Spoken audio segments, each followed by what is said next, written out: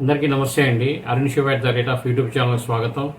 నేను మీ కేఎస్వర ప్రసాద్ను. ఈరోజు మీకు వీడియోలో ముక్కలేనిది ముద్ద దిగదు అనేవారు ఎక్కువ కాలం జీవించలేరని ఆక్స్ఫర్డ్ యూనివర్సిటీ అధ్యయనంలో వెల్లడైంది. రోజు లేదా వారానికి 3 కంటే ఎక్కువసార్లు ప్రాసెస్డ్ అండ్ రెడ్ మీట్ తినడం ఆరోగ్యానికి హానికరం అని తెలిపారు.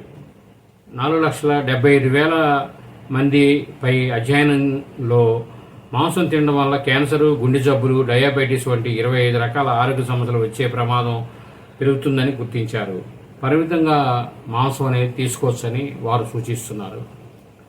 ఏదైనా మితంగా అనేది తింటే నాన్ వెజ్ అని కాదండి, మామూలు కూరలు కూడా మనం పప్పు ఎక్కువ తిన్నా మనకు ప్రమాదమే.